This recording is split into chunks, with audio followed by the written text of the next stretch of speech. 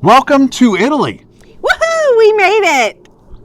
On this Empty Nest Adventures, TV. we are going to be going across the north part of Italy, Yes. which is our fifth country that we visited. Already. Yep. So, and it's we're also kind of getting into our last month that we can stay in this part of Europe. Can you believe we've been here 2 months? 2 months we've been in Europe. Yep. Oh my gosh. So if you want to see some of those videos on how we got this far, or if you want to see future videos of us. Or how we started. Yep. Go back to the first episode of when we started the house. Yeah. Emptying out. Emptying the house. And then we started the trip from Indiana. Yep. Of all places. So if you want to do that, you need to subscribe so you can see all our videos. Get a thumbs up so you'll see the new ones. Yes. And hit the alert bell. That'll tell you when we release a new one. And give us a thumbs up if you like what we're doing. Yep. And also give us some comments on some things maybe you want us to do or want to see or you're curious about. If you have any questions, we'll answer them. So that led to the video that we did that was a tour of our camper. Yep. Because people wanted to see it firstly, and other people that we know from the United States that camp wanted to know the difference between an American camper and a European camper. So, wanted to know what we were living in and how we were doing all this traveling here. Yep. So, and you can also bookmark our webpage. Mm-hmm. We got a blog on there that's usually a little bit more up to date than our videos. Yep. And the most up to date, we post a blurb about every day on our Facebook page, which is Empty Nest Adventures TV. Make sure you put the TV on there so you get to us. So the way we started about Italy is we were not really in the western part, but kind of west central. So we were kind of heading straight east on the northern part of Italy. Yes. We could still see the Alps from where we were at when we were crossing there. So our first experience in Italy was the city of Como. Whew. Yeah, which was a big city, a bit nerve-wracking driving through. It was very busy. Very busy, and itty-bitty little cars, and very, very busy, small roads, bumpy roads. So it took us probably 30 minutes to an hour to get through all of that. Yeah. And we drove to the place that we had picked to park, which was in a town called Erba. Yes. And the funny part about that was, and you'll probably see the video of us putting Italy on our map on the side of our motorhome. We're in short sleeves. Yeah. And for the first time. Just the night before, we were 2,200 meters up on a dam in the snow. With winter coat on. Winter coats on. And snow in my eyelashes. Yeah. Welcome to Europe, I think. And the weather was just so nice. Yes. And the whole time, we're trying to kind of outrun fall and the winter. We're trying to get down south faster to keep with some of the warmer weather. Yep. Whew. Yeah. So this area we parked in was kind of in town, but not really, kind of on the edge of town. Had a couple open fields by it, so there were a lot of people come and walk their dogs, doing some bike riding and some other stuff. Which of course we have Salsa, so we went and walked the dog. There was a big building there. We never really quite figured out what it was. I think it was something to do with the town government or something. But the other part of the parking lot that was a paved parking lot, we were in gravel. The part of that was interesting because I saw at least 2 people who I think were teaching their kids how to drive that were in this parking lot when I was out parking. But one of the problems with staying in an area like that, especially when you're trying to outrun fall, because the leaves are falling. So the next morning we woke up to the sound of leaf blowers. Yeah, so that was nice, and I think it started 6:30, 7 o'clock in the morning or something like that. So for the first time in 3 months, we found out there was indeed a 6:30 in the morning. Yeah, not a morning person. Yes. This one, and he's turning into it. I'm winning him over. He's finally sleeping later and later. So after I completely ruined our whole European trip by deciding to leave the dam and the potential so blizzard pretty. that we went through, we did find out that they got 4 inches of snow up there. Yeah. The next day I looked at the weather report. So we started heading east across northern Italy, and we went to our next parking spot, and it's actually the first one that we showed up to that we decided not to park at. Yeah. And it wasn't because there was anything really wrong with it. It was very small, and it was like for a business kind of thing. And we kind of thought, well, we're probably going to take up 2 spaces, and that could be somebody that works there, and they're going to be annoyed or whatever. So before we moved on to another park spot, we decided to go to a grocery store. Mm-hmm. And we were told that in Italy they were very friendly to dogs. They were supposed to be very dog friendly, and this grocery store didn't get the message. No. So Salsa was with me, and Salsa is very, very well behaved. When she has her vest on and we go into a store, she just walks next to me and does her thing. And it wasn't just the employees coming up. It was also there were a couple of people in there, customers. Yeah. And one in particular kind of kept giving me nasty looks. And finally, 2 or 3 aisles in, after several different employees would come up and talk to us, and we had already gotten permission at the front. After the first employee said, no, you can't bring a dog in here, I go to the front. Then they say, yes, you can. And so we're going on. And this one customer, this one lady, she came up to me, and I don't know what she was saying because it was Italian. And I told her, I'm sorry, I don't speak Italian.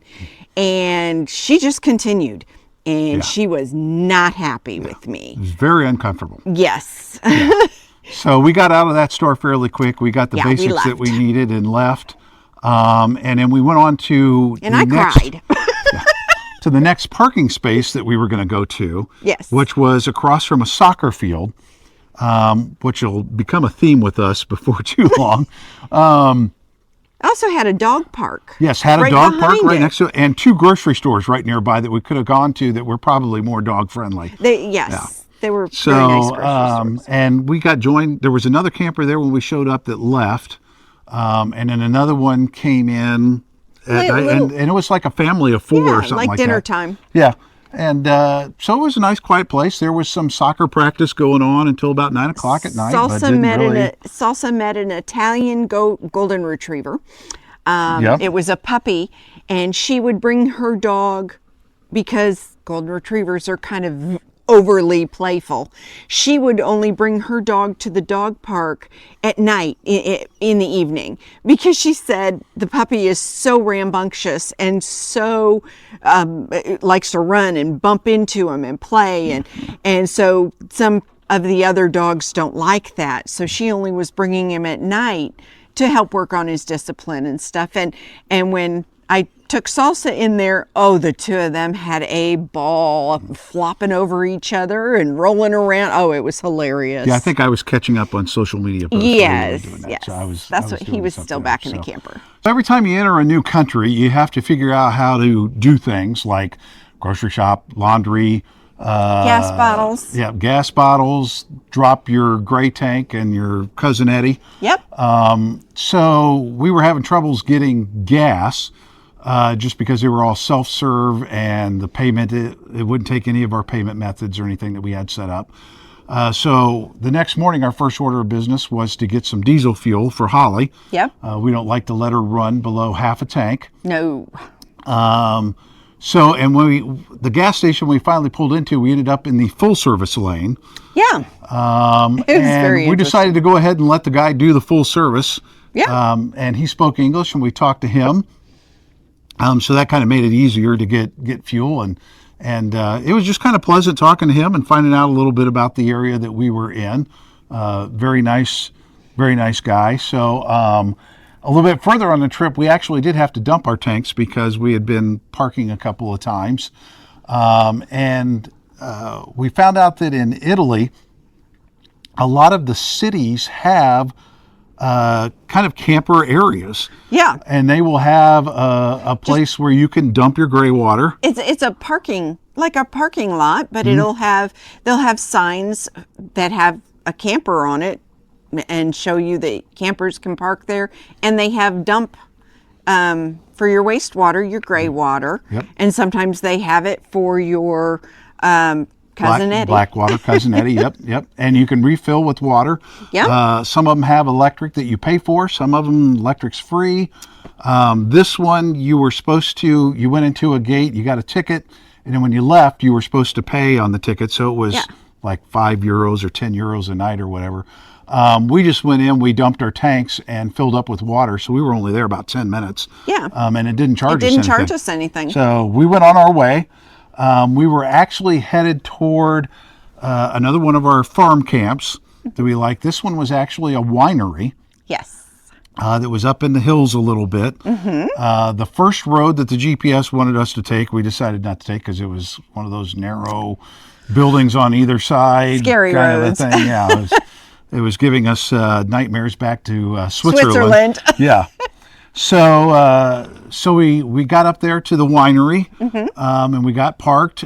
We had electric, and the host there at the winery invited us to a wine tasting. Yep. Which we went to.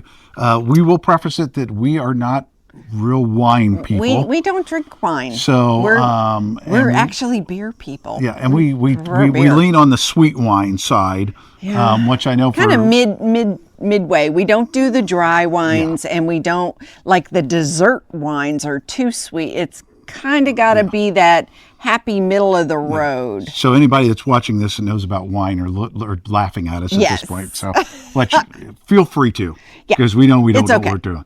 So so we stayed there. It was a nice, very scenic place to stay. So our next stop was driving further east in Italy to go to, is it Vicenza?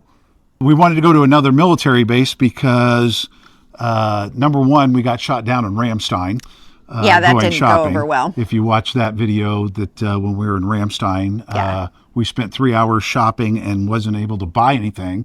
Because we didn't have a pink card. Yes, you have to pay German sales tax on it, and you have to have a card personally. Yes. So that was a big mix-up. So we learned went our to lesson. we went to this military base, and it's always, even in the United States, we're like, are we going to get on, or are we not, kind of a thing, because you never know what's going on the military base at the time. Right. But we just kind of breezed right in. Yeah. We were able to buy some groceries. Yes, it was nice. And we met a guy there that was from the United States that lived there.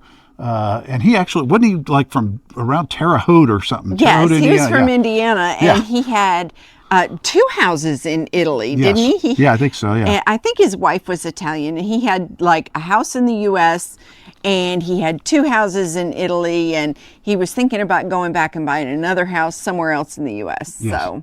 Yep. So we did that. We got our laundry done. So we got everything that we needed done. But by the time we got it done, it was starting to get dark. Yeah. Around here so far in the fall we've been around, the sunset is like 5 o'clock in the afternoon. Yeah.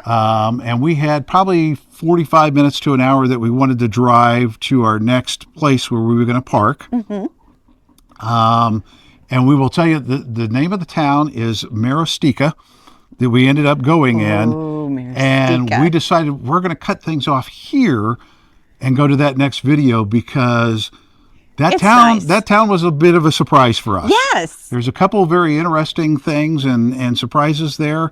And we want you to hear about that. This is the kind of stuff that we had originally hoped for, that we would stumble across some really neat surprises that you don't find on the normal touristy things. So it was great. Make sure you look for that next video. Make sure you're subscribed.